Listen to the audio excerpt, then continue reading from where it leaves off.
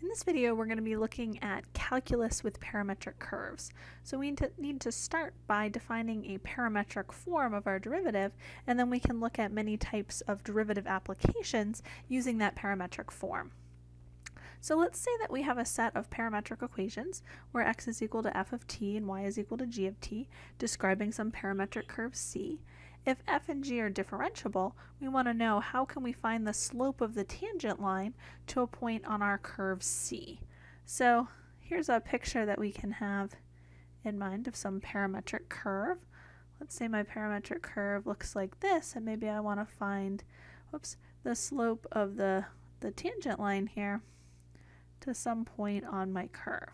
Okay, I know that often my parametric curves do not need to be functions of x, so we can get some kind of interesting curves with different loops and things.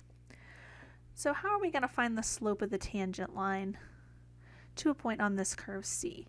Well, we know that our slope in the xy plane would be whatever dy dx is at that particular point, but I want to try to get dy dx in terms of t, so I can use these equations of f of t and g of t for each of x and y to help me find that derivative.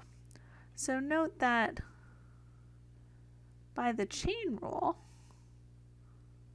okay, we can say that dy dx, or excuse me, I want to find dy dx, but what I can say with the chain rule is that dy dt would be equal to dy dx times dx dt. Okay, we can think of y as a function of x and then x as a function of t, so I have this composition of y and x of t, so I can think of the derivative of y with respect to t as the derivative of y with respect to x, the derivative of that sort of outside function, times the derivative of x with respect to t.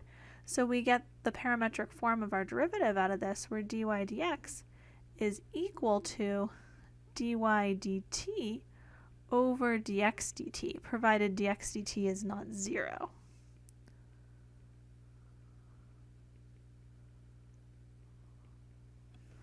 Okay, so we use the chain rule to figure out this parametric form of our derivative in terms of t. Okay, it helps to think of this parametric form here in terms of the fact that x is like our horizontal component and y is like a vertical component.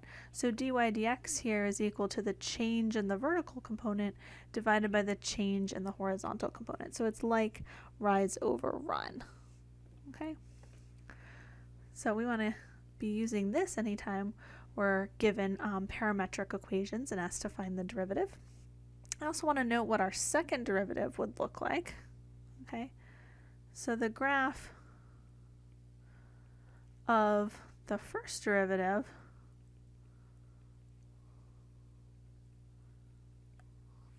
would be made up of the following points. Okay, it would be made up of x comma dy dx.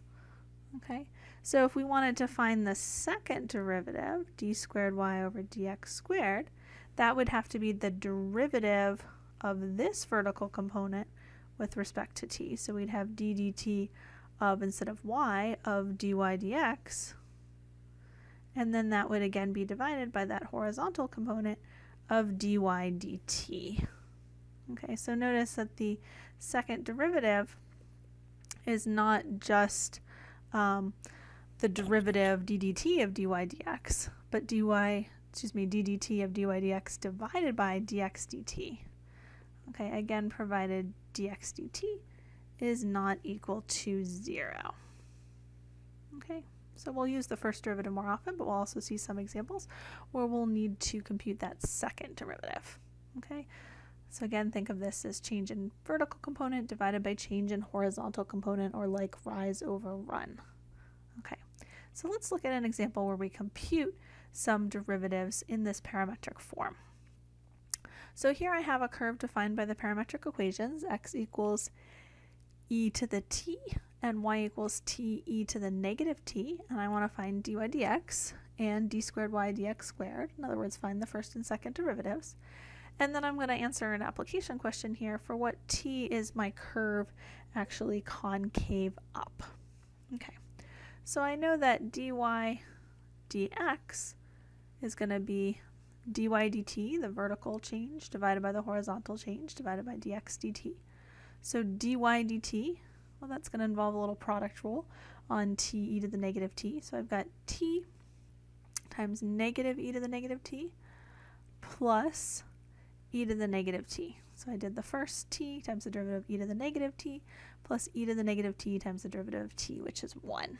Okay, and then this would be divided by the derivative of x with respect to t here, which is just e to the t. Okay, so we want to try to simplify this before I go do my second derivative. So notice I can factor out an e to the negative t, and then this is times 1 minus t over e to the t. Okay, and I can combine my e to the negative t and my e to the t as e to the negative 2t, 1 minus t, if I want to just have everything be in the numerator. Okay, so what about the second derivative? Well, our second derivative is not just the derivative of this with respect to t, but it's the derivative of dy dx with respect to t divided by dx dt. Okay, we're just exactly applying the derivative rule again. Okay, remember that dy dx was finding the derivative of x comma y, whoops, or f of t comma g of t. Okay, so I had to do the derivative of the vertical thing, dy dt, divided by the derivative of the horizontal thing. Now here I've got x, y prime, so I got to do the derivative of the vertical thing, which is dy dx, divided by the derivative of the horizontal piece, which is still x. Okay, so we're going to do d dt of e to the negative 2t 1 minus t, divided by our dx dt, which is again e to the t. Okay, so we got to do a product rule for the numerator here. So we're going to have e to the negative 2t times negative 1, the first term here, times the derivative of 1 minus t, plus 1 minus t times our derivative of e to the negative 2t, which is negative 2e to the negative 2t. Okay, this is divided by e to the t. So the next couple steps, we just want to simplify this because we're going to try to answer the question, where is our curve concave up? So we're going to need to find where is that second derivative positive. So we're just bringing in some nice Calc 1 applications here. So let's see, I want to factor out this e to the negative 2t probably, but maybe I'll expand things first. This is negative e to the negative 2t plus negative 2e to the negative 2t plus 2t e to the negative 2t all over e to the t. Okay, so what do we have next here? Well, this looks like negative 3e to the negative 2t plus 2t to the negative 2t over e to the t. We're just doing a little bit of algebra to simplify. Now I can go ahead and factor out that e to the negative 2t, which is going to be times 2t minus 3 over e to the t. And here I can move some terms either to the numerator or denominator. Here I'm going to choose to move things to the denominator. So this e to the negative 2t will become e to the positive 2t in the denominator. So I'm going to have e to the 3t there. E to the 2t times e to the t will be e to the 3t. Okay.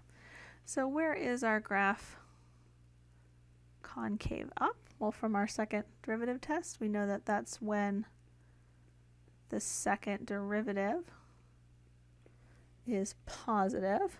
Okay, so when is the second derivative actually 0?